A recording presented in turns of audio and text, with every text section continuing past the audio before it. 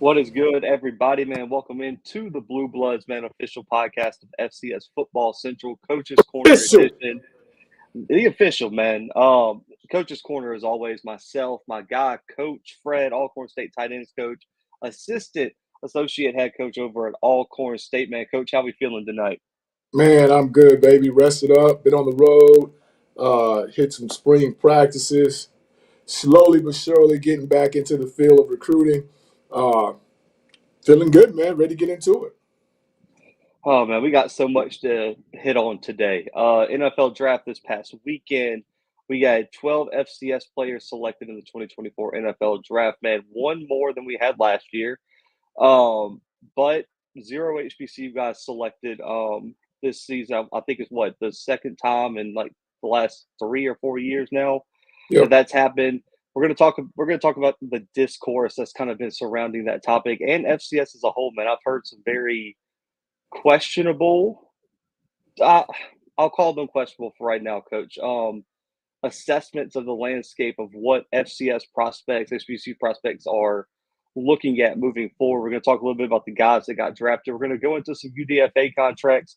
Guys, so I updated on the website, fcsfootballcentral.si.com/college/FCS. We have a UDFA tracker for all the undrafted rookies across the FCS, whether it's UDFA contracts, whether it's mini camp invites. As of 3 p.m. today, which is a lot chance to update it, we were up to UDFA contracts and 79 mini camp invites. So, Coach, that's a lot of opportunities for a lot of guys. I want to start here, though, and then we're going to end the show real quick, talking about the way too early look at the 2025 draft class.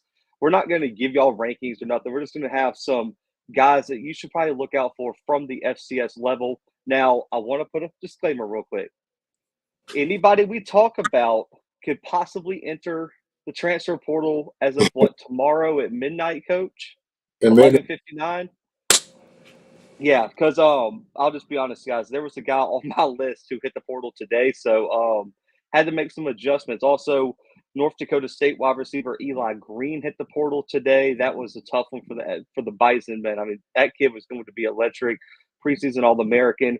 Former five-star quarterback Sam Heward, who was at Cal Poly, hit the portal again today. There's been a lot of movement in the portal, to say the least. Texas Southern just had a defensive tackle commit to Baylor. So we might hit some of that later in the show as well. But, Coach, I want to start here. There's been a lot of confusion about undrafted guys and just the process. Now, everyone kind of knows what UDFAs are. Get that contract, get a little bit of money. You get to earn your spot on the roster, to say the least, potentially, hang around for a few years. There's been a lot of confusion on mini camp invites and what necessarily that entails. Just given your experience as a coach, sending guys to the league, you have multiple players in the NFL right now. Talk a little bit about the difference and the importance of getting a UDFA contract compared to just getting a mini camp invite. the minicamp invite is essentially a 3-day uh, tryout to get to minicamp. So those guys are different from the undrafted free agent signings. So it's simply, we're going to call you, Zach. Someone spoke highly of you. We only had 8 slots, so to speak, for undrafted free agents. But we filled 6 of that 8. You're one of the 7 guys we're bringing in for those 2 spots. We're sending you a plane ticket. You need to be here at such and such date. And you essentially go through a mini training camp for 3. Some teams do it for 4 days. I was fortunate enough to be able to work that process with the Buffalo Bills a few years ago, which is where I learned the difference between that process and guys that they actually sign for the undrafted spots, so to speak. So one, they send you a plane ticket. The other, they actually sign you to a contract. There's monetary value to that contract that you sign. Now, it may not be the guaranteed 100 million Kirk Cousins type money, but you get something out of that deal with the opportunity of earning your spot on the 85, so to speak, going into the preseason. in order to be on the 53 active man, and then from there to the practice Practice squad. squad. Yeah.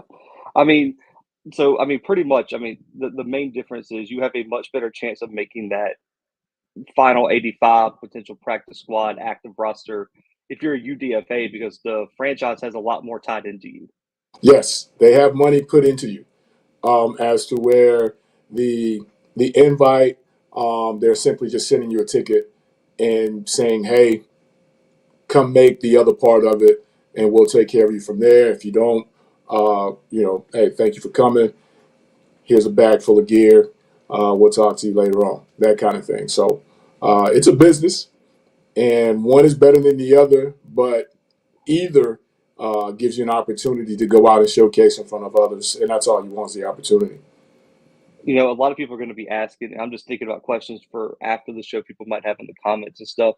In your experience, when you were involved in that process, like just rough percentage, how many guys go from mini camp invite to potential practice squad guys, active roster guys moving forward? In the process that I was involved in, there was one kid, which was kind of a funny situation. This was before the transfer portal and all that. Was a kid from Alabama, um, receiver, who just could never crack the starting lineup. Somebody at Alabama picked up the phone. They knew somebody. Buffalo invited him, and he actually made from the invite to the camp process that day. So when he showed up on that Monday, mini camp started like the following Monday, and he was one of the ones that they actually kept, and he had to stay over until the actual camp started. Now he made it all the way through. Um, the preseason at that point, that was when they used to make cuts every week leading up to it. So he made it all the way through, but then at the end, he didn't make it. But that was a long process for him that he survived all the way to the end. And then Florida State had a kid with the Pittsburgh Steelers a couple years ago who couldn't crack the starting lineup that they actually saw and brought him in under the undrafted process, and he made the team. So I've seen it work both ways. I mean, I think of Marquise Bell is a really, really good example of how the process could really work in your favor. He was undrafted. A lot of people were concerned about that. He signs a ridiculous UDFA deal, one of the higher ones in that draft class. He's a starter right now for the Cowboys as a UDFA. So you Yeah. have opportunities to go make some money or get your way on the team. Just some notable ones, guys. Kind of looking through this, Mikey Victor, Alabama State corner, signed a UDFA with the Patriots. Alcorn State, Jarvion Howard to the Packers. That's a big one.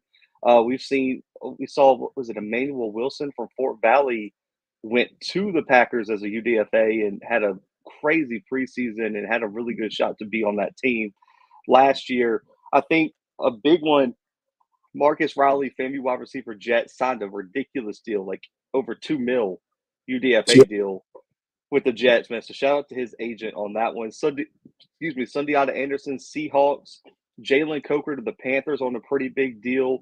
Now I did hear that the Panthers really, really wanted him, and if they, I have a feeling based on talking to some people who are pretty connected with that franchise. If there would have been a hint of Coker not signing with them, they probably would have drafted him late. Like And that, Coker was their guy.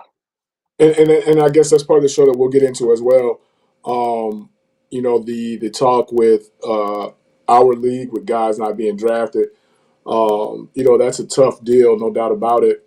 But those guys, it's a business, and those guys have everything as far as how they want to go about it. So, and I remember the process last year with Claude. The Jets actually called and said that they had one more pick, that they were going to actually pick him. But of course, they traded everything to get Aaron Rodgers, so to speak. But he was one of their guys on the list to call names. Now, they didn't call his name, but he was the very first phone call they made. And of course, he's on an active roster now. Uh, but it's a business, and they're in the business of getting better. And at some point, one of those names has got to get called. Yeah, no doubt about it. But they also understand if they can get Leroy Frederick for a couple $100,000 cheaper, they're going to do that. And is it right? No, but it's the way it is. It's the way of the world, way of the business, and until I guess somebody becomes the maverick, the somebody's become the maverick and say, "Hey, we ain't going." Um, it's going to continue to happen. Why pay Leroy Frederick $1 million when I know that I can get him at the end of the process for 500? Yeah. It's just business sense. Not right, wrong, or indifferent, but at the end of the day, all those kids want to do is get a chance. Yeah, I mean, just before, because I want to circle back to something you said. I think you know what that topic is. Aneem Dankwa, Howard offensive lineman to the Eagles. Hayden Hatton, Idaho wide receiver, headed to the Seahawks on a UDFA. A big one, it was just funny. There's two funny ones. Mercer wide receivers, Devron Harper and Ty James, both headed to the Vikings. Yeah, that was crazy. Together, which is hilarious. Monmouth running back Jaden Sheridan to the Panthers on a interesting deal. Just scrolling down here, South Dakota State had a bunch of people sign UDFA's. But funny enough, the Yankee twins are sticking together, both going to the Texans Yeah, together. Hilarious that they're sticking together as brothers. If they both make the active roster, coach, that's going to be. We got to get them both on for an interview, man. Because we got to talk about that. That's hilarious. we would definitely have Um, to get them on with the Pouncies. Uh, yeah, some twin talk. That's what we definitely have to do that. yeah. Real quick, Brevin Easton, Albany wide receiver to the Jaguars. Winston Reed, Weber State linebacker to the Browns. Mason Tipton, Yale wide receiver to the Saints. Nate Lynn, William and Mary edge rusher to the Lions. There's a bunch of good mini camp invites in here. I see someone in the chat. So as of us going live, John Huggins has not got any UDFA offers mini camp invites. The word on the street is that Davius Richard has signed, just not announced due to some contract stuff. But Davius Richard is going somewhere for either a camp or UDFA. It's just not been announced by him or his agent. So that's the update on Davius Richard. I'm trying to think if there's any other big names that people are waiting on. But Huggins has not signed with anyone or got an invite anywhere based on the info I have as we went live. And Davius is. It's just that has not been announced yet at all. But coach, but circling back to your conversation, I'm texting there's Montero as we speak right now, just kind of yeah, to we see if uh you're. we talked when we streamed the draft on what was it, Friday night, day two, about the difference between being a sixth, seventh round pick and being the UDFA. And being a UDFA gives you much more flexibility to pick a better option, negotiate more money, etc. It's a better overall situation based on what all this information we have presented in front of us. But we still get the conversation of, is it better for the FCS to have 26 draft picks and what 20 of them come in the last two rounds, or would we rather have 12 like we had now? And what was it? I forgot the number I named at the beginning of the show. 62 UDFA contracts signed for you as a player. Like obviously, as the media, as FCS HBCU supporters, we would like to see the draft number a little bit higher. But for the prospect itself, putting yourself in the player's shoes, would you want to hear your name called in the sixth, seventh round, or would you rather get a UDFA contract and go somewhere where with for more money, and also too a more flexibility where you get to pick where you sign? See, that's tricky, man, because everybody wants to hear their name called. Um, no doubt about that. But at the end of the day, I think you don't want to hear your name called, and I'll just use me as a receiver. You don't want to hear your name called and the names ahead of you play the same position. And then already there's Devontae Adams, Jordan Jefferson, and T. Higgins. Uh, you don't want to hear your name called in that situation because you're basically walking in that situation to knowing that you're going to walk out of that situation because it's already loaded. You want the opportunity to be able to go somewhere where you have a real, honest shot at making the ball club.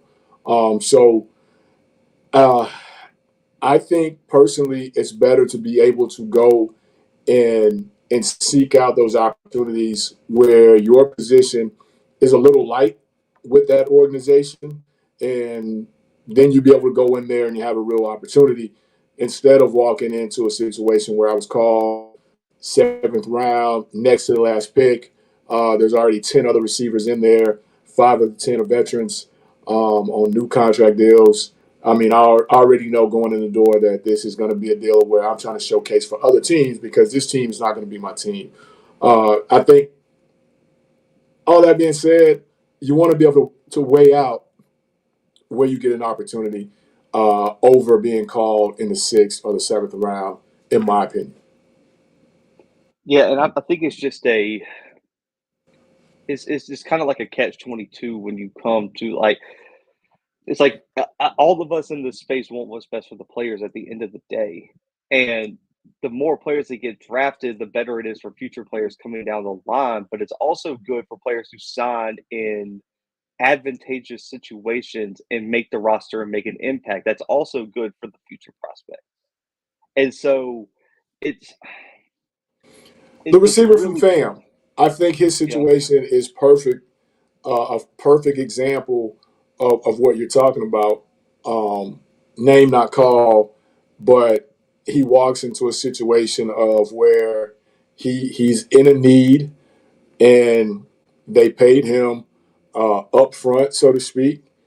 Now they may tell him to go home tomorrow, but he's pocketed 300,000 or whatever it was, uh, type deal. I used a kid from FAM last year, Shine Time, uh, Florida boy there, uh, was able to stick around the whole time, but he went into that situation as a undrafted free agent as well, and the Rams were light in that department.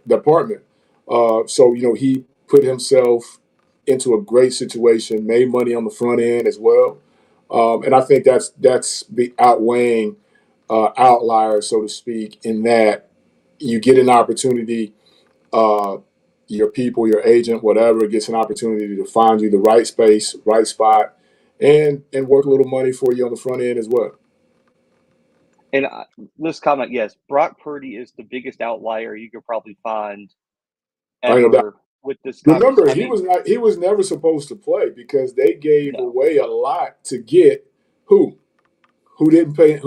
basically didn't pan out. What You is it? know, Was it Garoppolo? they gave up the world for him. And then the kid out of North Dakota State. Um, Oh, Lance, who got traded to the Cowboys. so he was last man standing when Garoppolo didn't work.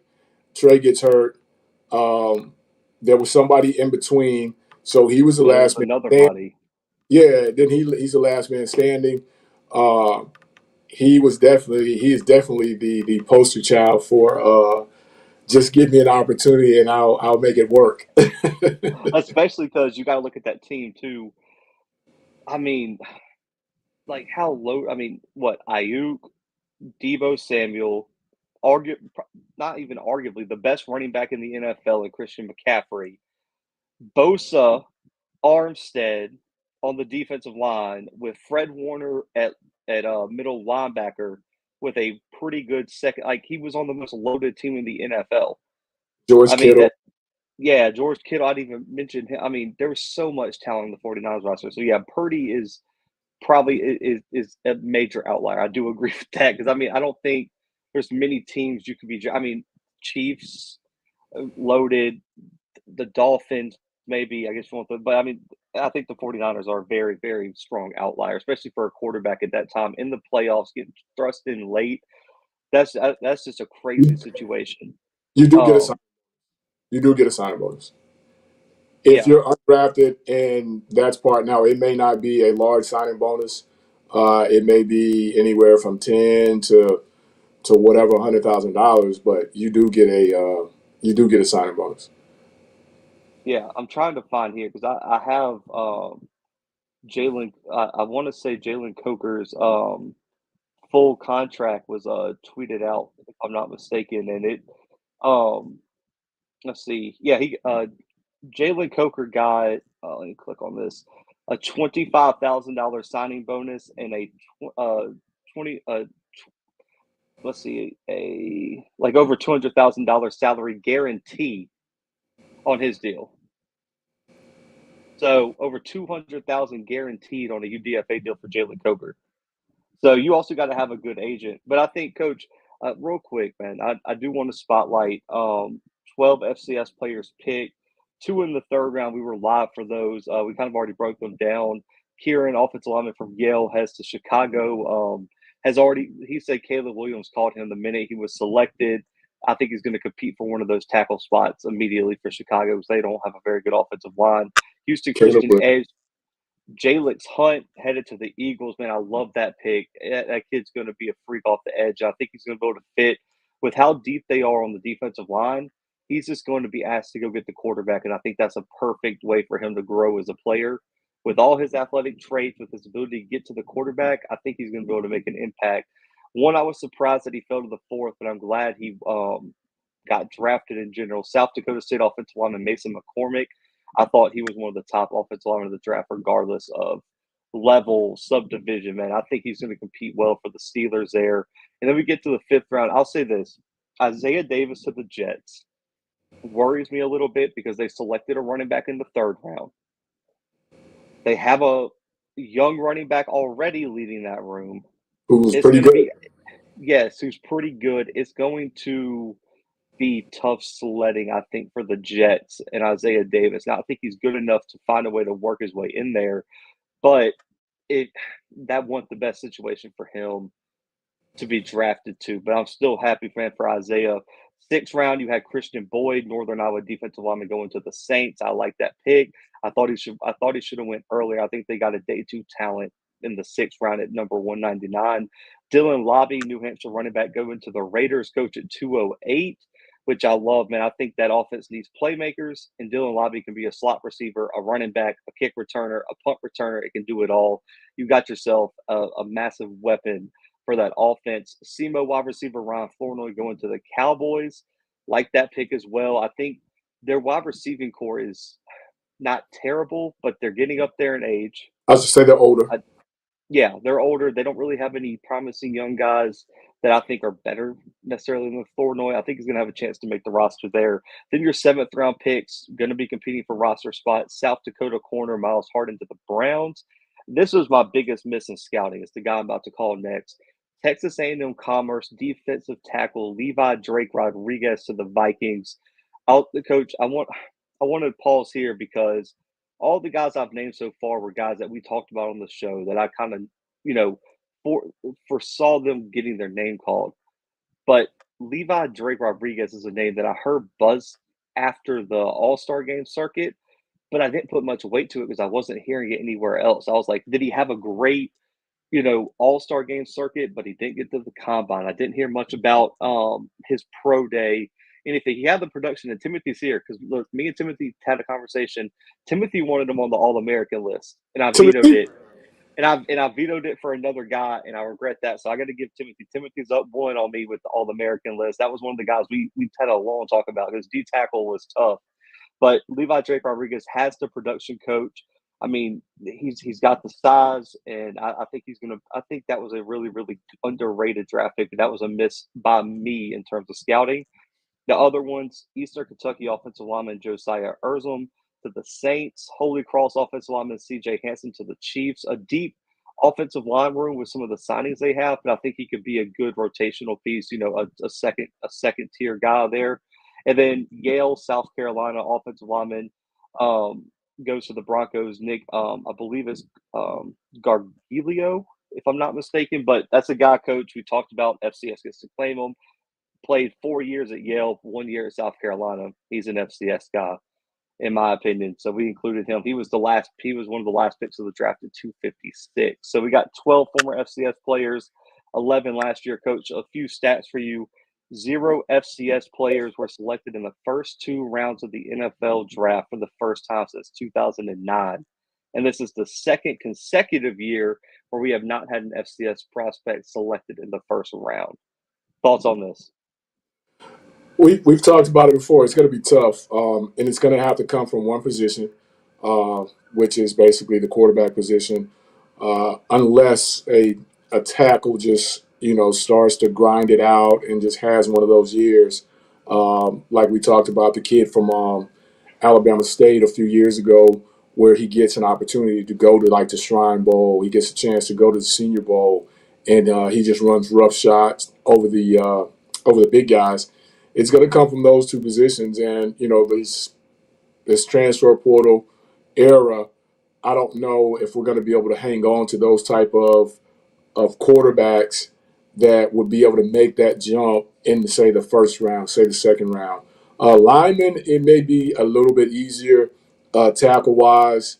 I think those guys are starting to see the opportunity at our level, and you don't have to go do it at the P5 level. There's only so many spots that you can get, but if you can play left tackle and you play it dominantly, you're going to get an opportunity. So it's got to come from those two positions. And let's just be honest, it's going to be the QB position to break back through that. But are we going to be able to hold those guys without them being plucked from under us on their senior year? Oh, there's one I'm going to talk about in our last segment that I think could be the guy to break the mold, but I don't know about first round pick, but definitely draft pick. Coach, to break down here, this is going to kind of lead us into our next topic. In total, there were 19 group of 5 players picked this year. Yep. That's a drop from 36 from last year from the G5. We had 12 FCS guys. That's a drop from 11 FCS guys. Now, Stan here didn't include the former FBS guys, so he has it at 11 and 10 last year, but it's 12 and 11. We had 1 HBCU guy last year, 0 this year. 3 international picks from that NFL transition league that they started, Yeah, 0 that's last great. year. We had 1 D2 player this year, 2 D2 player last year being picked. And obviously, this started an entire conversation about solutions. And I've already seen a few comments in the chat about potential solutions and, wanting to talk about that. And I want to say Timothy brings up a good point here. 55% of the draft picks came from the Big Ten or SEC, coach. Helmet picks. Helmet picks. A lot of those are helmet picks. You hear throughout the course of the process, tape, film, tape, film, tape, film. A lot of those guys, if you remember, from those first early rounds, they were saying that they weren't first day guys because they only played 8 games. They only played 6 games. Now, the guys that they were talking about were massive human beings. I get that. But, if you play 8 games at Alcorn and you play 8 games at Alabama, it's definitely looked at completely different. So some of those are hoping and wishing type picks for the helmet reach, but at the end of the day, you got to be able to do it on the field. Oh man. Now, I there, so let's just go through some of the scenarios that I've heard or talked about. And I want to give this stat before we get there, coach. So I went back and did the percentages because I was having a conversation with Dr. Cavill in the HBCU nightly chat about percentages. Since 2020, the FCS percentage of draft picks has hovered in between 2 and about 4%, coach. So 2 to 4% of all NFL picks over those years have been FCS guys.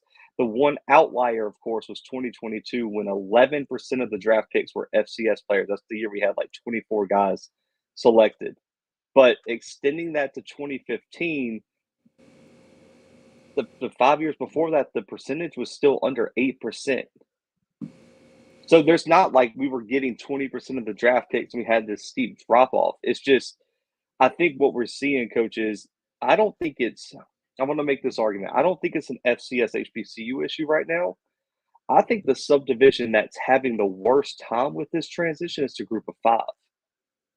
The FCS percentage of draft picks has stayed pretty consistent over the past about 10 years. The group of 5 is dropping sharply compared to the FCS, and that's why when I see the argument that moving to Group of Five or moving to FBS for the SWAC or et cetera is going to help you get more draft picks, I don't know if that's necessarily the case anymore. Now, it was the case at one point, but coach, let's just be honest. If you're not playing in the new Power Four or really Power Three if the ACC decides that, it doesn't want to get its stuff together, I mean, are you fighting over crumbs at that point?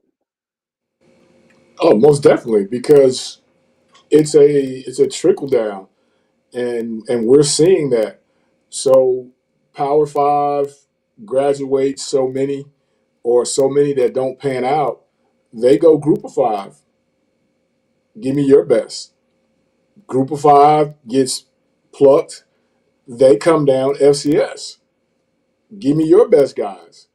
And I think that's kind of where they are suffering because their top guys are going to those programs. I don't know how many people paid attention to it, but listening to the draft, there were so many guys that had been other places. Uh, till it was just, I mean, I think it's going to be the new norm. They start this guy's highlight talking about him, and he's in an Arkansas uniform. And in the middle of it, he's in a Kentucky uniform. And by the end of it, he's in a Louisville uniform. And that's just kind of where it's headed, where it is right now. And that conference is going to always, that Group of Five to me is going to be one of those ones that are going to be battling us because that's the only way they're going to stay afloat. Now, if our kids at our level ever get the clear understanding that I'm good where I'm at, rather than going to, and it's no knock if anybody's in here from UMass, and I just use them because I'm good. Rather, I stay here at Alcorn State, Jackson State, North Dakota State, South Dakota State, as compared to going to UMass just to say that I am Group of Five. You're better off staying at FCS. And when the FCS kids realize that we're better off staying here, that's the conference that's going to be really caught because now they're going to be playing mediocre ball, so to speak, because their best is no longer going to be their best because their best is going to be pulled up. And that's just kind of where I see it going. And that's why I think they are struggling right now. Because again, you go back and you look at those highlights, a lot of those kids were at other places and wound up at Power Five, with the exception of the kid from Toledo, which there was a former Power Five coach on television saying that they tried to get the kid to come to said Power Five and he didn't go. That's what's going on right now. And I understand the comments that because here's the thought for the Group of Five move, and I don't want to. Let me say this: I don't want to get into the weeds of the qualifications. I don't want to get into the process of moving. Let's just say all things are equal and we can jump. Let's just stick there because I don't want to delve into all the intricacies of how a conference moves up, how a team moves up, who's got the money, who doesn't. I don't want to do that. Let's just keep all things equal. Moving up, I don't think solves as many problems as people think it does. So here's the argument, and I understand it. I've told the people, and they know who they are. They probably watch the show. Who I've had this conversation with. The argument is kids are overlooking FCS programs to go to Group of Five programs. So if we move up, we access that talent base. Our talent increases. Therefore, we should have more draft picks. My argument is all you do is move up, and instead of losing kids to Southern Miss, you lose them to the Power Fives now because you have better kids. Yeah. Like you don't pass the transfer portal just for moving up. Like, yeah, you might land a marginally better recruiting class, but I just want to put it out here. I don't think the difference in the recruiting classes between the top FCS programs and the Group of Five are that different already. No, outside of one or two positions and regionally, I think where you are, um, South Dakota State gets a totally different kid than a uh, us Alcorn gets a Yeah. totally different kid, but we get the same kid as a UT Martin. Uh, may not be as highly decorated, so to speak, but it's the same kid. The problem with moving up is I think you create an issue because now you are moving up and you're playing from the behind the eight ball from day one, and they've changed the cost to play. So now you're taking hits in other areas that you could probably be getting better in with your recruiting budget, your facilities, things like that. You spend all that money, and I know you say you don't want to get into that, but you spend all that money to now play in a different league, and it's still going to take you 5 to 8 to 10 years to catch up with that league, not to mention hold your kids that you have, bring in better kids. And it just becomes a trickle down. That's why I say when kids finally sit back and they look at the numbers like you put it, only 19 from what we call the group of five. Where you are today had more numbers. Something has to be said for that. Look at, and I pulled up picks by conference. They're the only two, I guess, group of five conferences that produced more than 5 draft picks for the American, the AAC, and the Sun Belt, which are two of the top group of five conferences. Correct? I mean, Mm. that's like the standard right now are those two conferences. One, unless you're a James Madison, you're not jumping directly to the Sun Belt because they've already stated they don't want FCS programs jumping to the Sun Belt. Which is You're why not they up jumping the price. you're not jumping to the American. So let's just be honest. Your entry into FBS is CUSA, who had 3 players drafted, less than the Missouri Valley, only one more than the Southland, and only one more than the Ivy League. And So USA is losing teams. We'll lose a couple teams here in the next year or so. So that league itself is running the risk of turning into what the Pac-12 ended up doing, which is no longer. yeah, and so I get the thinking, and if somewhere down the line that's what a school decides to do, and it works, then listen, I'll come on here and say I'm wrong. Just based on the data at hand, I don't think that solves any issues. Because let's just say this: so you're going to increase your scholarships for football to 85. You're going to leave your conference at FCS to jump up. You're going to pay the few $1 million it takes to move up. You're going to take that probationary period where you're not going to get any bowl game money off of that. So, Nope. and I'm taking this because we had this conversation in the HBCU nightly chat. And no Guess revenue what? sharing in it for the first couple years. No TV revenue sharing or marginal revenue sharing where you aren't a full member. You only get a certain percentage of the TV deal, which, by the way, the split's going to decrease by adding more teams to the pot. You're going to put all of this on your plate as a program to move up to what, coach? Potentially have one kid drafted? And when you're talking about TV now that again, this is a whole nother can of worms as well. When you're talking about the conference in which I coach in, I mean, we're playing as many TV games as certain teams, certain G5s. Now, the TV contracts may not be the same, but the exposure, however you want to put it, is that. But after you jump and you go see USA, and there's only one team, maybe two teams that are getting those TV deals because, I mean, let's just be honest. Again, I'll use them, no pun intended. But how many viewership numbers are they going to do by showing UMass versus UTEP? You know what I mean? I mean, who's watching that? Uh, I think the MAC, which is a pretty good conference, they have. I mean, they catch absolute hell when they try to get their Tuesday, their traction, match and traction going, um, because it's just not just. I don't want to say it's not that brand of football, but I mean, there's only certain brands of football that sell.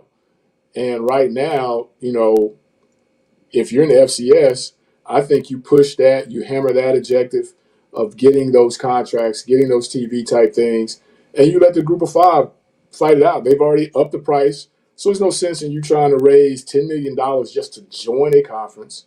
that you're never going to benefit, that you're not going to benefit from for at least 5 to 10 years. I mean, what are you winning? Not to mention, as someone said in the chat, not to mention the other sports that you're going to take a hit on. I think another telling stat. So I went back and added all the numbers up from Craig Haley. A shout out to him for putting this together. After this year, so here's the updated numbers for the FCS conferences and their draft picks since 2020. This is 2020, 2021, 2022, 2023, 2024 draft classes. The Valley MVFC's got 22 draft picks from Who's that that? conference. The Valley MVFC with all the Dakotas and Northern Iowas, all that. The next two are the Big Sky and CAA with 6. I can buy I it. mean, the Valley is dragging the FCS along in terms of like overall draft numbers. Next is the Ivy League, the Southland, and the UAC with 4. And the UAC is kind of propped up because you combine 2 conferences. So, you got kids that were in the ASUN, you got kids that were in the WAC that kind of added to that. But you got the Ivy League of Southland at 4. Then you got the SWAC and Big South OVC with 3. Obviously, Big South OVC combined a few. SoCon Patriot at 2. And then you got the MEAC, the Pioneer, and the NEC with 1. We're not last. But that's true. Valley, the Valley, I think you have to look at that because what's the hot commodity when you're talking about picking? Even in recruiting, the hot commodity is the trenches, the bigger kids, your offensive linemen. I think you have to look at that, and I'd be interested in seeing out of those draft picks how many were offensive linemen, how many were defensive linemen. A lot. I think you have to look at that as well. And again, it goes regional. So you have to look at it realistically and understand that, certain conferences, because they play certain style of ball, is going to have different, have those type of picks every year. The Dakotas are going to have linemen that go every freaking year. At that national championship game, watching those guys run out the tunnel and looking up at all of them, puts it in perspective. I think something that kind of got lost in all this. This is only the 3rd time since 2000 that the Big Sky did not have a draft pick. So Montana, who was in the national championship, now given, I said this in the chat, Montana's a lot of their best players came back for the most part. Like their top contributors are coming back, or they transferred to an FBS program, which is a whole nother. I see your comment, man, about that. I'm gonna get to that, but Dr. Cavill made an interesting point. I put those FCS conference stats in the chat. And he said, now I want you to provide the average operating budget expenses among those FCS conferences. And I think it would track pretty well. The Valley probably puts out the most money into their programs. Big Sky CAA right there. Then you got the Ivy Leagues. But I think the only outlier would probably be the Southland. I don't know if the Southland's high. I think the Southland's more on par with the SWAC and MEAC personally. I don't think the Southland's just putting just ridiculous money out there in terms of operating budgets. But I think another conversation, I talked to another coach in the SWAC last night about this, coach. And you brought up a good point, and I don't want to go too far sidetracked, but it's something I wanted to bring up. And it goes back to a conversation we had with JB. And it goes back to a conversation a lot of you guys in the chat watch us have on HBCU nightly about offensive line development and play. And you talk about how many of those 22 draft picks have been offensive linemen, and it's a good bit of them. Think of Trevor Penning in the 1st round. You think of Cody Malk going in the 2nd round last year. They develop offensive linemen at an extremely high rate. Now, Coach, I don't know about you. How many schools in the SWAC would you estimate have a full-time nutritionist on staff? I talked to a coach in the SWAC who has previously coached at multiple FCS programs. And he said that's the difference for a lot of FCS programs compared to G5 and higher FCS that might have someone who does that. Yeah. It's hard to develop offensive linemen without a nutritionist, because he was telling me, he was like, man, we'll go to workouts and those kids will be working just as hard as those kids up in the Dakotas. But guess what? They don't like what they're cooking in the cafeteria. Guess where they're going to eat, Coach? McDonald's. McDonald's. They ordering a pizza. Some of them might not eat at all after a workout. Just go grab them a protein shake or something. Which is absolutely crazy to me. He said that is the biggest difference between offensive line play in lower FCS conferences and the top ones is you cannot put on weight and develop a strong, like have an offensive lineman build a good build and gain weight. Because he goes, look at some of the kids who some of these top programs have gotten from high school. He said they came in at 250, 260, 270, and they used a weight program and a nutrition program to get him up to 300 something pounds, but healthy. And it's muscle and it's exercise. He goes, man, you can't do that if those kids are going to eat McDonald's after workout. No, true story. True story. Because we fight it on our campus all the time. And, I laugh and I'm just like, y'all ain't hungry enough. Man, they serve the same thing every day. And in our cafeteria, you have a pizza line, you got a burger line, you got a sandwich line, you got a salad bar, you got your main course. There's so many things you can eat in there, and then you'll just hear them say that, man, that food nasty. Like, are y'all absolutely crazy? Yeah, that's what he said. He said if they go to the calf after practice and they don't like what's being cooked or served, he was like, it's a wrap. He was like, we have no control over it. Yeah, that's true. And this guy was a GA at an SEC program, and don't even get me compared because you know this, man. On the P5 level, how do you think they're developing those old linemen? Oh, no doubt. I mean, Black Fox got a good point. They might not be getting McDonald's up in Lorman because I don't know where they go and eat up in Lorman, but it might not be McDonald's. Easy killer. There's a McDonald's right down the street. Easy killer. Easy. But have to drive all the way to Natchez after a workout to get you something to eat. Nah, man, it ain't that far. Easy killer. Easy. Easy.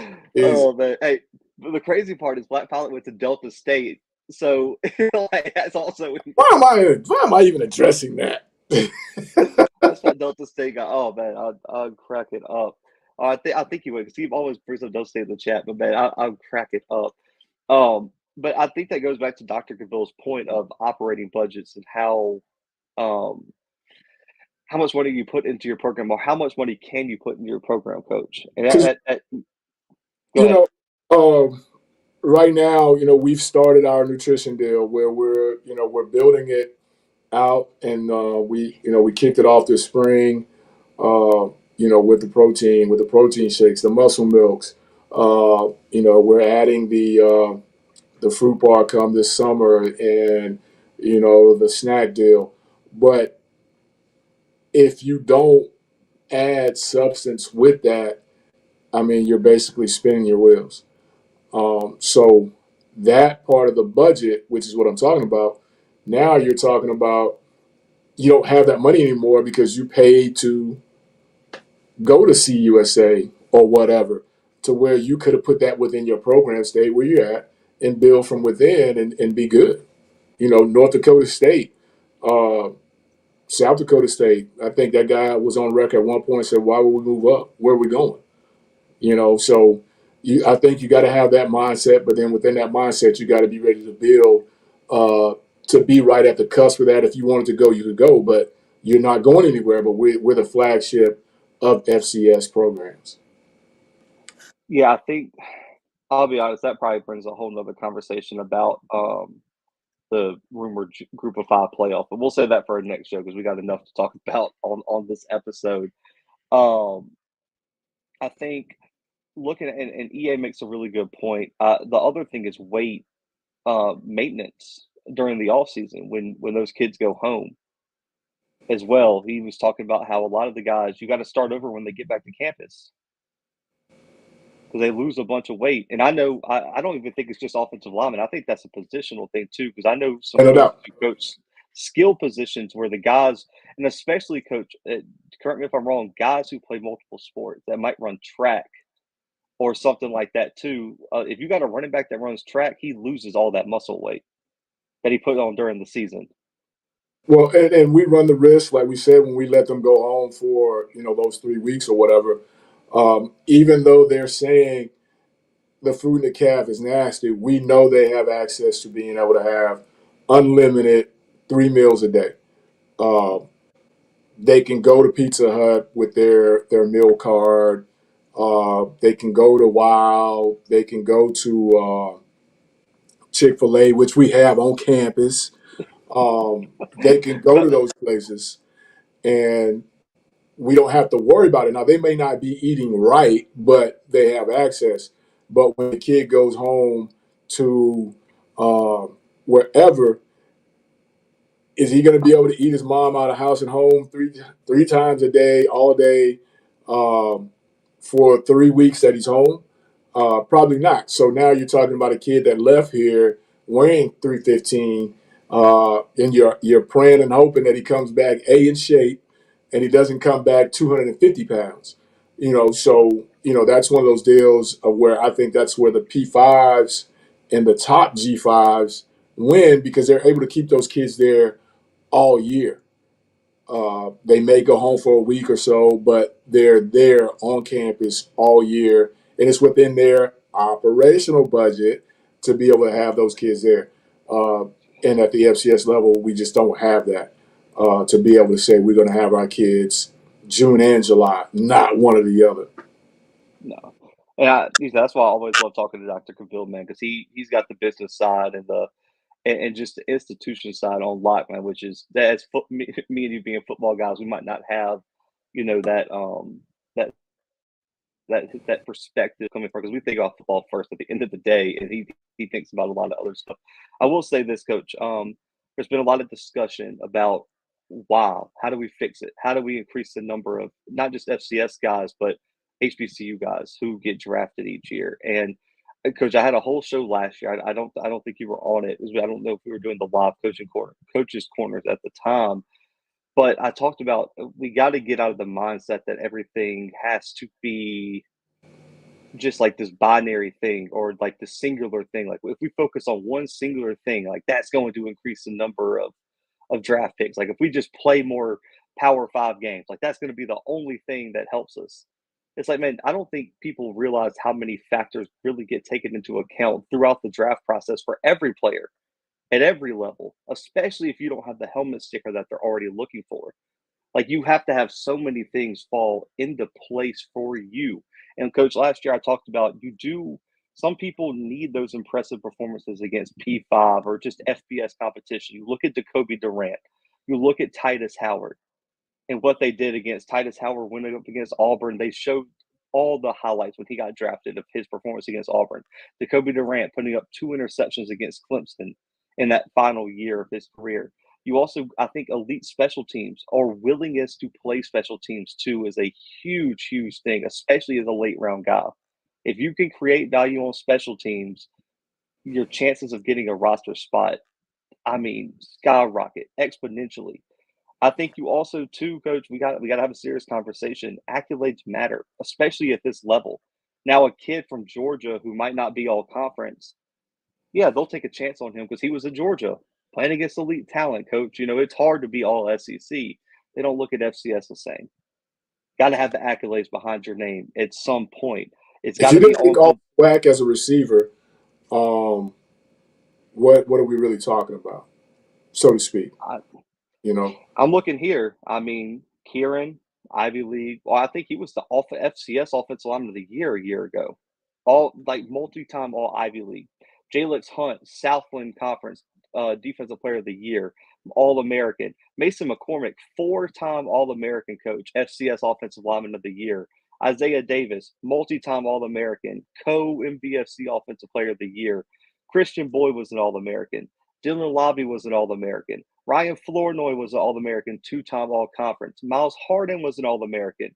Levi Drake Rodriguez was a first team PFF All American. that's the name. Josiah Ursum, 2-time All American. CJ Hansen, multi time All Conference, like 40 games started at Holy Cross. And then the Nick kid transferred to South Carolina and started every single game in the SEC this year, which also really helped him with his resume of why he should be drafted. But you need everything. And then also, too, coach, I don't care how we slice it. And this, I guess, goes into player development. The measurables and your athleticism have to be there, and Okay, yeah, your tape has to match. I'm sorry, and all-star game performances matter. I don't care how good you were at college. If you go to the Senior Bowl and look like shit, what happened to Willie Drew? Willie Drew was a potential day 3, late day 2 pick, goes to the Senior Bowl, looks terrible. UDFA. You gotta have like a combination of something. And I'm sorry, I know people hate it. If you are a 5'10" linebacker that's also undersized and slow, I don't have any sympathy for you. It happens like that. it's not gonna happen. There's it's just not. They're not going to take the flyer on you. They're just not going to. You have to at least have the measurables are so important. Coming from FCS. Name a guy who was undersized that was drafted this year out of the FCS. Last 5 years. I don't know you. I don't think you can. Like, I'm sorry, bro. Like, I get it. And there's so many. And the last thing, Coach Ross, also to you is we got to get rid of the conspiracy theories, bro. They are not sitting in a back room losing money because they just want to spite your school. They're No, not drafting. Like, I'm sorry. Like, no offense to this school. Hopefully, we don't get locked out of this FCS school. If they're drafting kids from Texas A&M Commerce, guys, they don't have it out for your school. that's at the edge of the earth. Texas A&M Commerce, coach, they won 2 games last year. That's at the edge of the earth. Like, That's I'm sorry. Like, we got to get rid of the conspiracy theories because all it does is go into these echo chambers, and now like there's like this big cabal in the back rooms that are only targeting like, bro, we gotta be honest about our prospects, coach. We talked about that Friday. We have to be honest and promote the guys that have realistic shots at the league, man. Because at the end of the day, the league is not giving out shots to people who are not going to win games. it's not a consolation prize. They're No. not doing that. They're not in that business. And I'll speak to Jarvion going to Green Bay. They came twice, and to one of those practices, it wasn't just the regional scout; it was the head of scouting that came. And that kid, whether it was on Tuesday or it was on Friday, was practicing his ass off. Whether it was a shirt out there, we call it the logo, the shield, whether it was a shield out there or not, that kid practiced his ass off. But when he saw those, he really turned it up. Not only did he look the part of a NFL running back, he practiced that way as well. And, I think that goes into it, when they pull those kids off and they talk to them, those kids being comfortable enough to talk with them, hold a conversation, because character matters. Uh, all of that goes into one big ball, and they're all taking those notes down. So we knew he would get the opportunity. Everybody else on the team understood that, okay, he's bringing them here. Now let's do our thing as well. So other people get mentioned and it gets seen. They they have the opportunities, but again, like you said, we got a 6 foot D tackle who's only weighing 240. That doesn't translate to an NFL division. That doesn't translate to the NFL. And he may be all world. And to go back to touch on one thing that you just said real quick, um, when we're talking about those accolades, we've got to take the schools out of it as coaches and SIDs, and we got to vote the for real. Uh, if a kid is Mm. the best kid, we've got to take the fact that he scored 3 touchdowns on us out of that, and we've got to be able to have measures in place to take care of that, because you can't have certain kids not make a all conference team out of spite, or because this team won it all, we just give all 11 spots to this team. And come on, man. There's no way they had 11 first team all conference players because they won it all. Not all those kids were good. Let's just be honest. But, we've got to have those type of things in place, man. And again, if a kid didn't make all conference in your conference, you can't expect him to be able to to get drafted. You can't expect him to be able to be picked if he shows up to pro day at a skill position and he runs like a big skill. That just doesn't happen. Um, I can't show up playing receiver and run 4.8, 4.9 and expect him to say, well, man, he did numbers in conference. No, that's just not how it goes. Uh, as an offensive lineman, I can't take 225 off the bench and it almost kills me. And they have to pull it off and expect for them to call my name. That just doesn't translate to that business. Doesn't mean that the kid wasn't a good college football player. It just doesn't translate to the NFL. I'm pulling up some stuff right now because I want to have a real conversation about this, and I was hoping not to have to mention anyone's name, but people in the chat are bringing up names. I'm going to have to talk about those specific guys. And Agents do I play a part in it. Agents do play a yes, part. Um, yes, you can't have, and I try to tell all the kids that, and get that message out. If you're not Lamar Jackson, you can't go into that situation not having an agent. A, they've got to have somebody, a point of contact. You've got to have a point of contact for yourself. They've got to have somebody that they can call and reach you. Um, if you don't have an agent by the time you get to pro day, that should tell you a little bit about your situation, if that makes sense. Uh, and I just used Jarvion because I was in touch with Jarvion.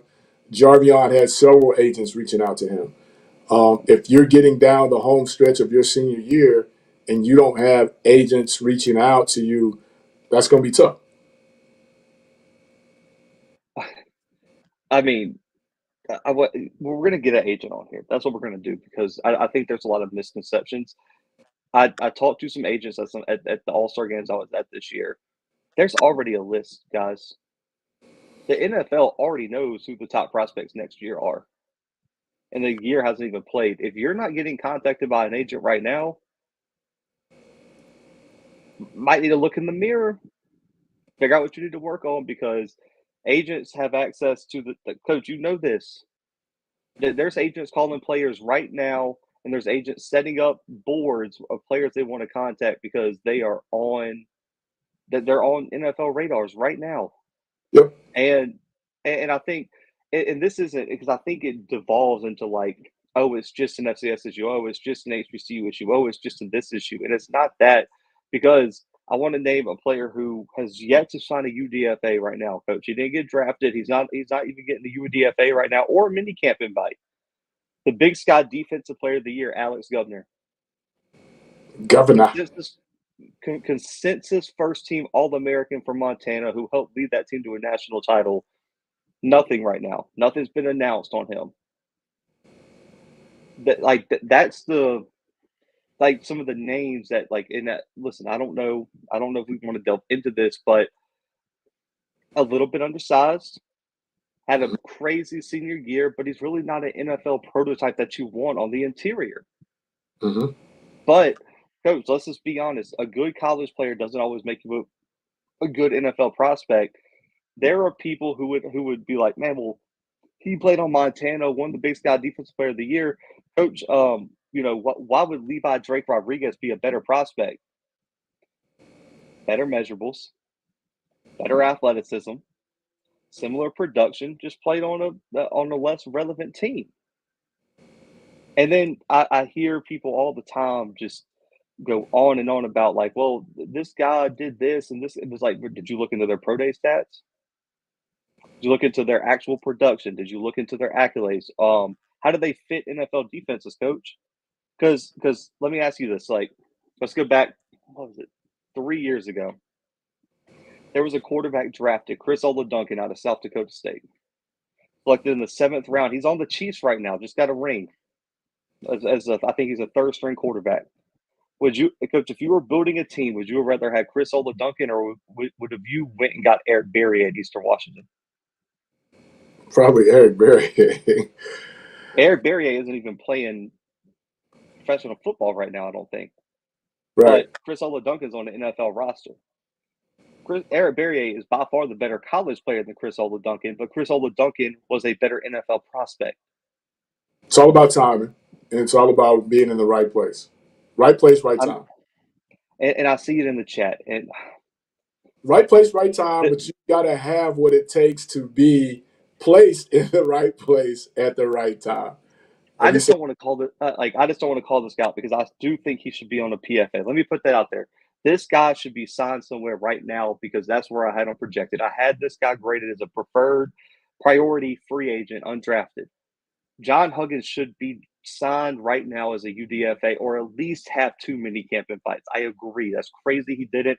But also I want to tell people so some of these guys are signed and just haven't announced due to stipulations, stuff like that. Just like Davius Richard has a contract, they just haven't signed it. I mean, they just haven't announced it. Now, I don't know if John Huggins has been contacted or not, but maybe they just didn't announce it. So everybody hold just calm down till we hear more from John. I don't think John said anything. But I saw a lot of people that he was a surefire draft pick out of Jackson. It was like, who told you that? Coach, how many projections did you see John Huggins getting drafted at? Because I one, my guy Gerald, who does scouting reports for us, said borderline seventh, but he's definitely a PFA. And I had right? him as a PFA. Like there wasn't like this big snub. The only two guys who I think we could have a real conversation about on why they potentially weren't drafted is Mikey Victor, who was popping up all the time, and Sundiata Anderson. Yeah. I think those are the two guys we got to have real conversations about. Now, Aneem Dankwa's one thing, but I think we kind of talked about this on the show, Coach.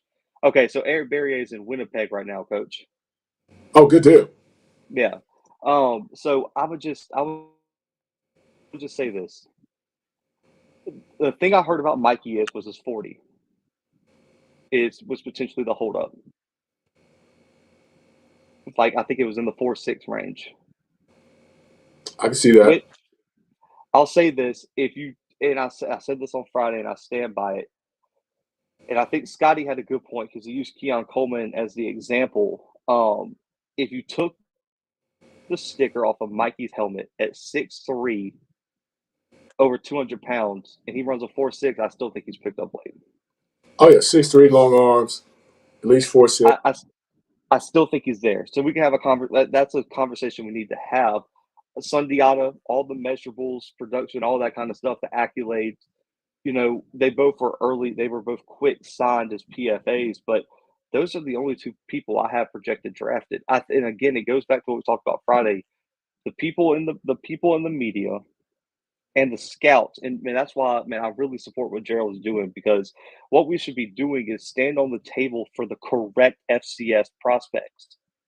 We should be banging the table for the Kierans, for the Jalix Hunts, for the Sundiata Andersons, for the Mikey Victors, but we can't like banging the table on a guy who has zero shot of getting drafted literally is just wasting time. Right, and you want to bang the table for somebody that has an opportunity to stick. At the end of the day, they want to get there, and it's truly up to them to stay there because now the ball's in their court. They got to perform. They got to do everything they're supposed to do. But you don't want to get into the era of just we're inviting guys from this conference just to avoid the media storm. And we know good and dang on well that we're not keeping any of those. We don't want that to happen, but you got to bang it for the right people. And I think, those people have got to want it. How many of these kids actually want it? There's a long time between your last ball game and getting ready for your pro day. I've seen countless amount of kids show up at pro day in no shape and wonder, why. The 40s about technique and being in shape. And you can, lift all the weights you want, but if you don't work on those things, the 5-10-5, that is all technique. And you don't know how many kids I've seen come out there and jump and try to run that thing and slipping and sliding and falling all over the place, and they haven't been anywhere working on it. You know, uh, a lot of these kids have got to answer the question in the mirror if it's something they really want, and then they've got to do the things that they need to do uh, to give themselves a legitimate shot at the end of the day. And that's why I think it is it's good to have people stand in the gap.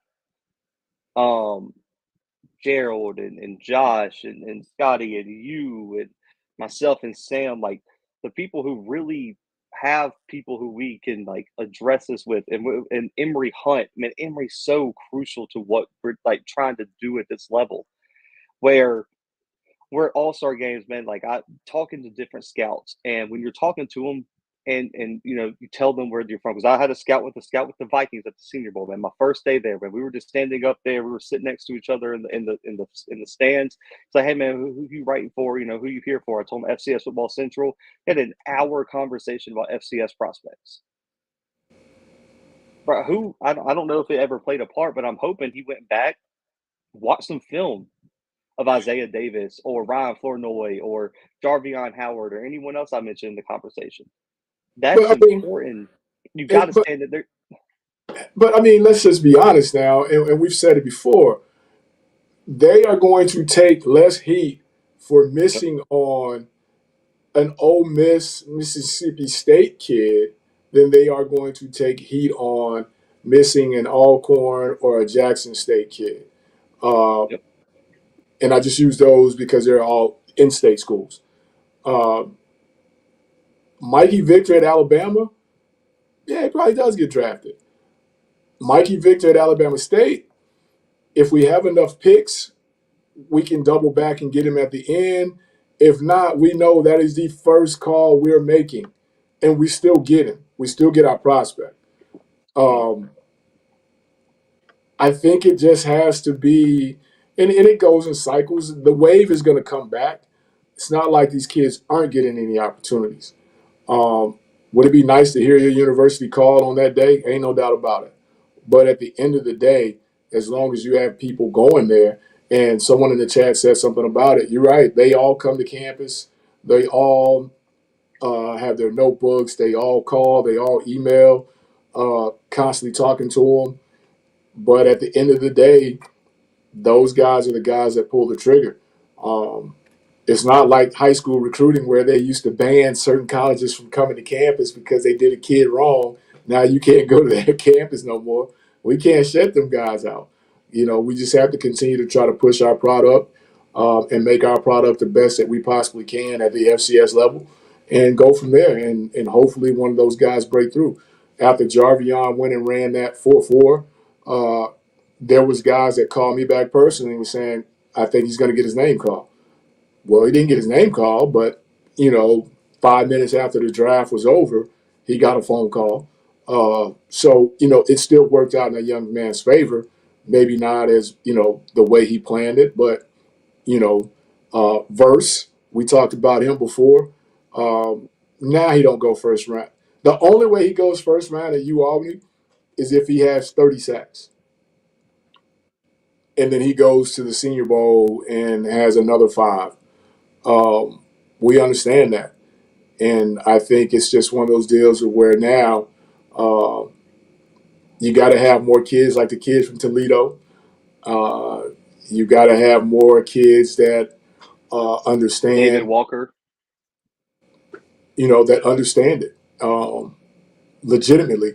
If I leave Toledo, go to Alabama, I know I can play, but I'm going behind guys that have been there for years that know the situation and know the playbook. Do I have the utmost confidence in myself? Yeah, but why would I leave Toledo when I know out of 85 plays in a game, I'm playing over half of those? Ain't nothing but the dice game in Alabama on how many I'm going to play. Our kids have got to start thinking in that mindset. You're the man at Jackson. Why are you leaving Jackson for a shot in the dark at a loaded defensive line room at the University of Houston? You don't know how many downs you're going to play there, but at Jackson, you play every down until you tap your helmet and say, "I need a rest." I mean, what are we doing? And if you don't get your name called, what did you leave Jackson for?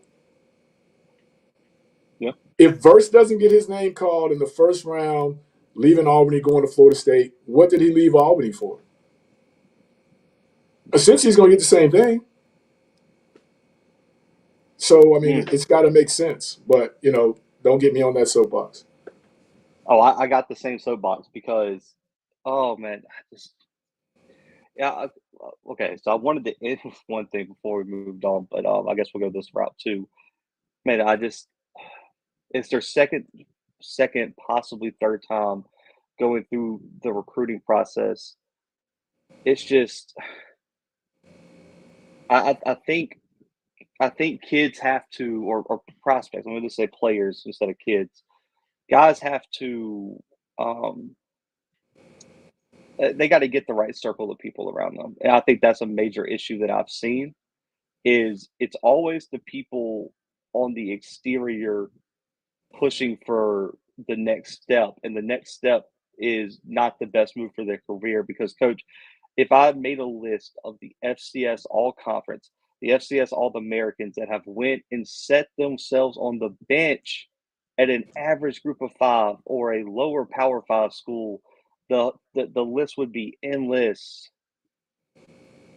because a lot of these coaches, a lot of because listen, I'm in the Power Five space too. I work with the On Three Auburn site. There are literal conversations of coaches just recruiting FCS guys for depth. That's it. Just because they want their backup to be better than a true freshman, and they're going to pay you 50, 100K for you to sit there. And coach, you know this. The 100K is super nice right now, and I'm never going to blame a kid for taking it. That's fine. I get it. Some people got to get the money, and you might not be a real NFL prospect, and that 100K is all you got. But you have to be real with yourself. Why are people Coach, we had two amazing FCS quarterbacks transfer to the same program at the same position. What are we doing? Yeah, yeah. I You get just a and it level of realistic. oh You gotta have. this one makes me more mad than everyone. Reese Poffenbarger was supposed to be the next guy in Miami. Do you know what they did, Coach? What they Recruited got. over his head in the same cycle and went and got Cam Ward. They recruited over him less than 2 weeks later. $200,000 meant nothing to them. He is not going to see the field unless they're up on by 50 against Rice this year. And he Or just was Ward playing gets in the hurt. semifinals. Yeah. Oh God, man. It's just I just oh man, the college football and I don't like I said, I've said on the show many times, I don't blame the players at all. I get it because man, I was there at 18. If I had a chance to transfer and go make 200K, oh man, I probably would. Man, my car would have been packed the night before. I get it. Like at 18, I was not ready to make that decision. Uh, Now maybe not, but I Give me get that it. in all ones, baby. Yeah, listen, direct deposit. Do you need my bank account info? I'll email it to you right this second. I got direct deposit, but it's just I think guys are making, and I don't want to quote this guy because I got other thoughts on the situation over there, but it's like putting NIL before NFL is crazy to me.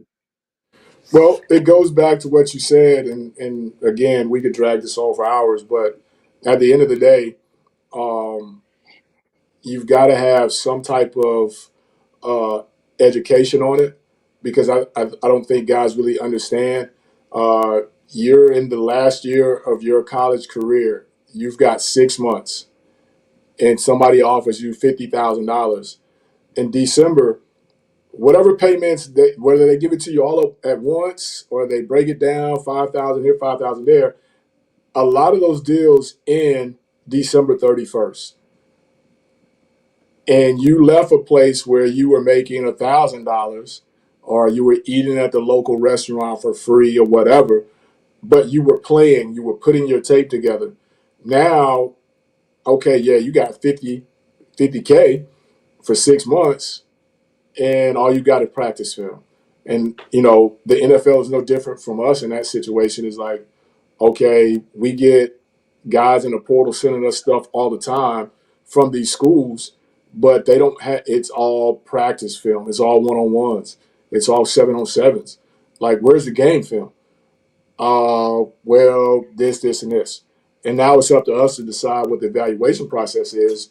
That's why I laugh at a lot of it when schools go and they hype these guys up that they've gotten, and you go back and you're like, well, he's done nothing. He's left so and so, and he's leaving there to come to you, but he doesn't have one game clip, and you're getting a 6 month rental, and you don't know what the culture is going to be that he brings with him. You know what you have in your building now, but again, you go back and watch our other show on that right there. The This line. is the comment. This is the comment. If you only have practice film, you need to sit. You need to stay where you, bro. I swear, if I see another player only post practice film, because there was a player who transferred from the FCS, was a top all conference guy, transferred to P5, hit the portal again this year, and now all he's got is practice clips. But What are we doing? Now, it let me say goes this. back to Time it. out. Let me say this. I want to make it. I want to put a star next to this. If you are a redshirt freshman or someone like that, and you just committed to the wrong program out of high school, this is not addressed to you. I get that happens sometimes because I get it. If you are a freshman and you just made the wrong decision, do your one-time transfer. This conversation is not for you. Just turn your ears off. This is for the fifth-year senior who is still posting practice clips. And posting offers. That's what it's turned into. And we've gotten to the point now that what are you looking for? I just went to your Twitter. You've got everybody in our conference. You've got everybody in the Southland. What are you looking for? What is my offer going to do that those other offers haven't done? And it's all about, you can go back and you can find kids where they're reposting offers that you offered them last year. To initiate, I mean, they're smart with it, ain't no doubt about it. But then it goes back to the NIL portion of it. If I see someone in my conference that I know I was better than, that I made first team, they didn't make anything, and then they jump in the portal and they go get a bigger offer. Well, if they got that, I know I can get this. And then that's where the support group comes in. That's where the people around them have got to be strong enough to say, nah, man, sit your butt right there. Yeah, what are we doing? We leaving for a bag of gear, or are we really leaving for an opportunity? Because at the end of the day, if you leave Alcorn to go to Houston and you don't get your name called and you get the free agent call, what did you accomplish? What, you got about I, 4 more travel suits? 3 more pair of shoes? I mean, what did you accomplish? I'll say this, and I know it's kind of default. Like, listen, I get it. Some guys this does not apply to. The Jared versus the Tyler Hudsons, the Outliers. yeah, who's the kid from Texas Southern that transferred to Houston, the corner, Isaiah Hamilton. Like, this doesn't apply to you because you guys transferred and balled out and went to the Kevin Coleman's of the world. Like, if you went to your next school and balled out, this is not a conversation for you. But this is the people who went and sat on the bench. And Coach, I want to put the, and we'll move on after this. I don't want to harp on this for too long. We went way left, but it is, it kills me because people don't understand recruiting's relationships. Me, you, JB have talked about this, and me, us, and other coaches have talked about this on the corner. The new coaches, if you're a 1 year transfer, the odds of you gaining that coach's trust and that loyalty of the program and him trusting you in key situations is very hard to build quickly unless you are the elite of the elite prospect. Like David Walker put it best.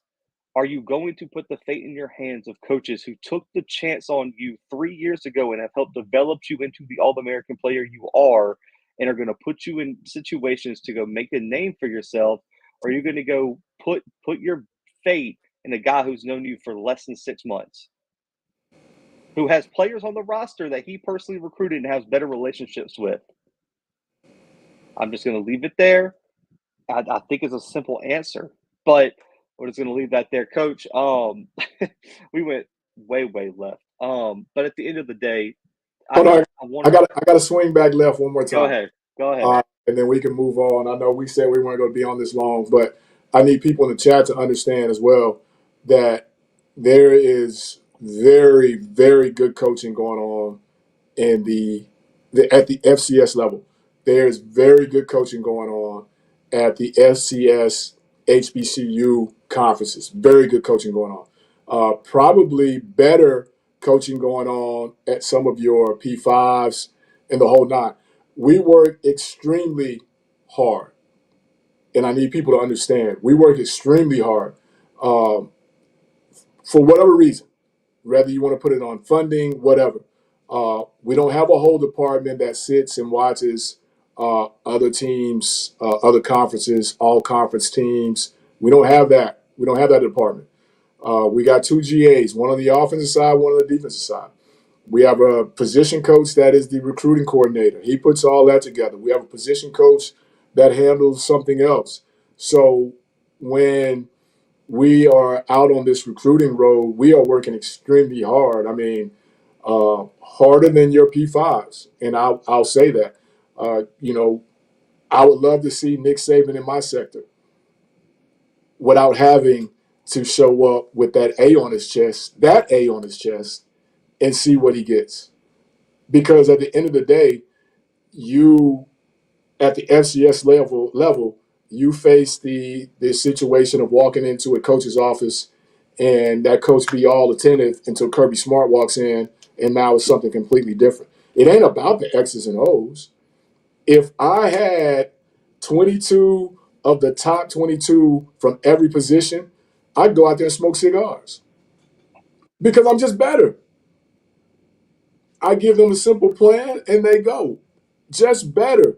So it puts me on the soapbox when I see people say that the prospects from FCS aren't coached well. That's why the NFL stays away from them. I don't know if you watched the draft. They had that to say about a couple linemen that left from Georgia. He didn't seem to take the coaching very well. He's got a lot, but he'll get fixed by this guy at the NFL, the guy with the Jets or whatever. Oh, he's going to a great offensive line coach. He'll fix all that stuff. Well, he just came from a top 10, 15 program in the country, and he needs to be fixed. So don't tell me that there's no coaching going on at FCS or HBCUs. Just say that they're helmet picks. Everybody understands that, and we're good. But when you start to insult the X's and O's of it, that's where I have a problem because that has nothing to do with any of this. When you say kids not getting drafted, that has nothing to do with any of this. There we I- go. But I mean, I'm off that box. Okay, we can yeah, move no, on. you're good, man. The final thing is I think anytime we have this conversation about the draft or how many players, etc., um, just know that it's not like it's not just like this thing where you can just say, got to play more FBS games. We got to do this. We got to do that. There's not one singular thing you can do. What we need to do is I really urge the FCS people who are really out there standing on tables, doing scouting reports, interviewing the players, promoting the teams, going to all-star games to show support. Because I'm telling you guys, we need more FCS media, HBC media at the Senior Bowl, at the East-West Shrine Bowl, at the Combine, at these places, banging on the tables for our prospects, giving them the same I like publicize these guys just as much as we see some of these Power Five guys. I mean, I just say don't get discouraged about the results, man, because we still got a lot of work to do, man. I'm hoping. I'm already working with Gerald right now on like what the plan is for the 2025 class, and that's why I wanted to end this topic here, Coach. It's never too early to look at 2025. Um, as soon as a Saturday night, as soon as the last pick was called, I was focused like, man, all right, who's up for 2025 in the FCS? Now, I will say things could change, man, because I mean, what we got 24 more hours or a little bit over that for players to hit the portal. Yep. Um, Coach, I think of one prospect next year, and the bad part is he doesn't even have to come out because he technically has 2 years left, but he can come out, and that's Mark Gronowski at South Dakota State at quarterback. Who I'm very proud of. I would have lost a lot of money and said that he would not be there right now. Still has an opportunity, but I'm proud of that kid right now because I know he had a lot of people uh, knocking at his inbox. Timothy's so petty in the chat. Timothy, you're wild for that one. But you look at Gronowski, man, 6'3", 225, athletic enough to get out of the pocket and move, can run, can make the throws, is a winner, has all the intangibles. I think if Gronowski decides to go to the draft, which I don't know if he will, he could take that grad year and jump to the Power Five or Power Four. But I think Gronowski is the guy that we kind of hanging our hat on right now because if he goes to the draft, I think he has the intangibles to be the next quarterback selected. And it's been a little while since we've kind of had that guy to hang our hat on. What, Trey Lance? He might have ruined it. Yeah, no kidding. That's a whole nother conversation. We got to have our players ball out when they get these opportunities. That's a whole nother thing. But I'll say this, Coach. I think the tight end class next year, which is funny enough because now you're the tight end guy at Alcorn, but I think the tight end class next year is extremely strong for the FCS. Like that's going to be a position that I think a lot of people are going to look at. Now, I will say, and James, a lot of people are going to claim like these guys that transferred out for 1 year. It's going to be bad, man. There's going to be so many guys. Thor Griffith, Max Brosmer, who's the wide receiver? Damir Miller from Monmouth, Dalen Dotson from UT Martin. There's some out there. The list could just keep going of guys who transferred out and are probably going to be high draft picks potentially, or at least NFL prospects. John Pius from William and Mary is probably going to get invited to the Senior Bowl if he does what he needs to do. I'm thinking of the offensive tackle Luke Newman from Holy Cross on the offensive line, transferred out. He's probably going to be a guy you look for. There's this I thought Matthew Saluka was a potential guy, but I don't know what his situation is at his current school, if he's either going to start there. I'm assuming he will. But there's just so many guys who transferred out, Coach, that I think it's going to be a weird year where there's going to be a lot of claiming FCS players too. But the tight end room, Coach, you got JJ Galbraith out of South Dakota, 6'3", 240, has all the production you want out of a tight end. You've got Joe, I believe it's Stoffel from North Dakota State. Carter Runyon from Townsend is in there too. Cole Grossman comes back from injury this year from Montana. Coach, he was a preseason All-American, suffered a season-ending injury in fall camp, so he didn't play last year. But I think an interesting guy I want to talk about, Junior Bergen. Yes. He'll be coming out next year. Now, you look at him, Coach, measurables,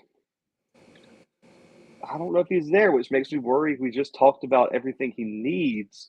But what I think he lacks in potentially height, because I think right now he's listed at 5'10", 180, which I guess that's not super undersized. He ain't 5'10".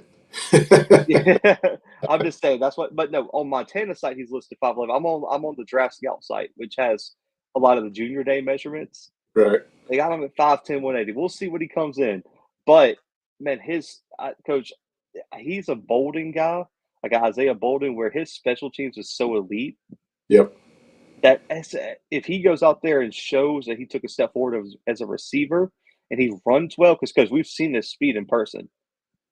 He's 4'4" guy. Easily. I think he's a late round guy. Oh, because you know what you get. He's a potential to go 80 anytime you kick it to him, anytime you punt it to him. Now, like you said, if he can bring some value to a hole for a receiver spot, he definitely gets that. We saw that this year with the kid from Texas A&M or Texas Tech, slot guy. His value was really high in the special teams game. So pretty much the same guy when you're talking about that. And I want to make one more correction. There's a head coach, and then there's 10 assistants. Now, if you have the money to have analysts, if you have the money to have all those GAs, that's where you get your extra coaches from. But there's a head coach and there's 10 assistants. That's NCAA. That's any level. So when you talk about coaches having to do different things, everybody does that within. Now, there may be tight end, special teams coordinator, running backs, recruiting coordinator, but he may have an assistant or they may have someone in the front office who runs the recruiting aspect of things, someone in the front office who runs uh, your operations type of things. That's all within your operational budget if you have that to be able to put those people in places. But level NCAA, everybody has at the minimum a head coach and 10 assistants.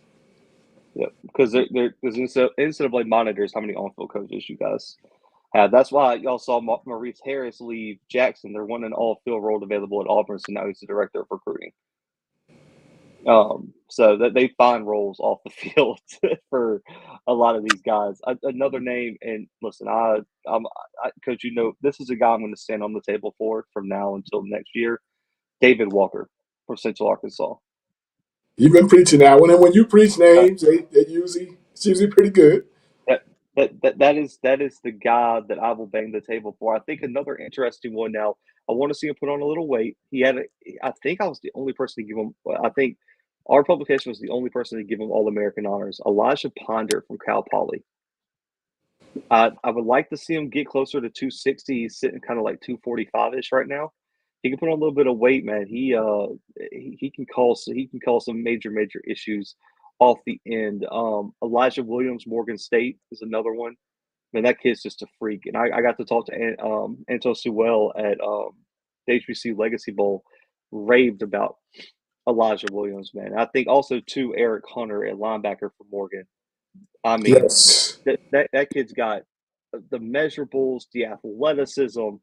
He's really and truly got it all, man. I think there's a chance Coach Morgan got 2 draft picks next year if Eric and Elijah do what they need to do. And I mean, according to Coach Sewell, E40 is athletic enough, Coach, where he can play safety. that would be huge because we saw that this year, Yeah, where they've taken guys and moved them in those positions that have allowed them to get drafted.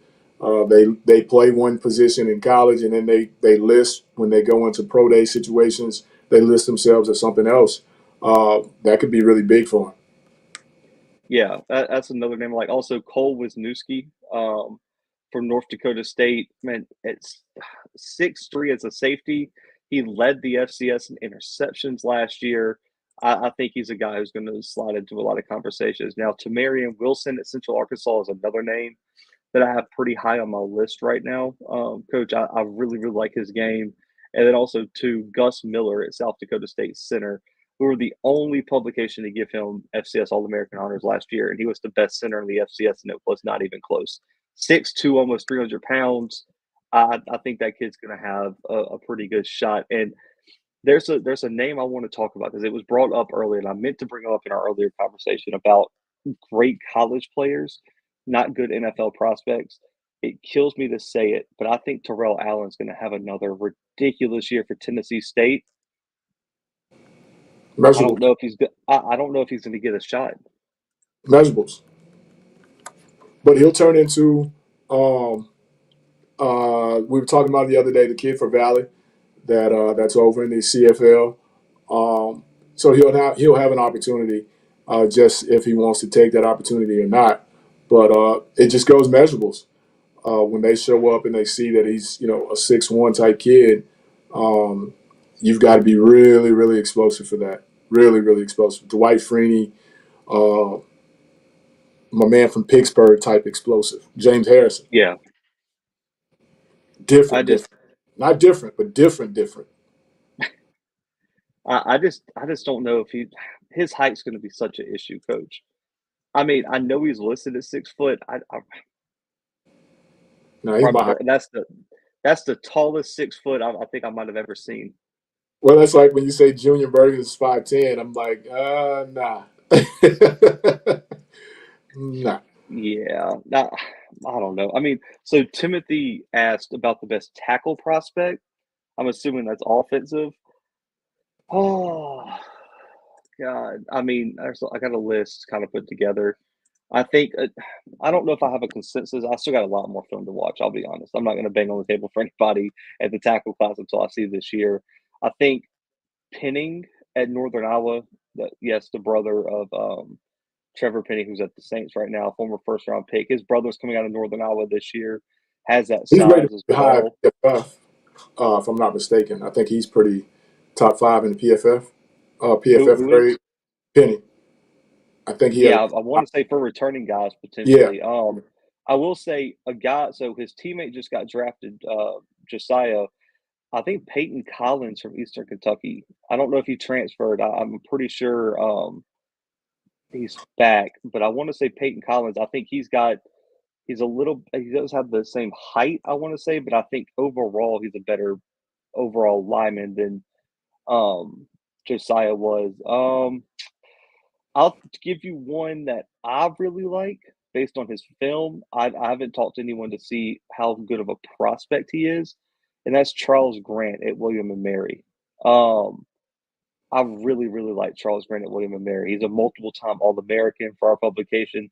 The one thing I worry about with him, coach, is can he keep the weight on? It's one of those things where he's one of those super athletic offensive linemen, Yeah. coach, but it's like he plays a little bit too light for me. Like I want my tackles. You got to be over 300. Yo, most Got it. definitely at that And level. but I want to say I know his dad, so I can find out his exact weight. But I think he plays closer to like 270, 280.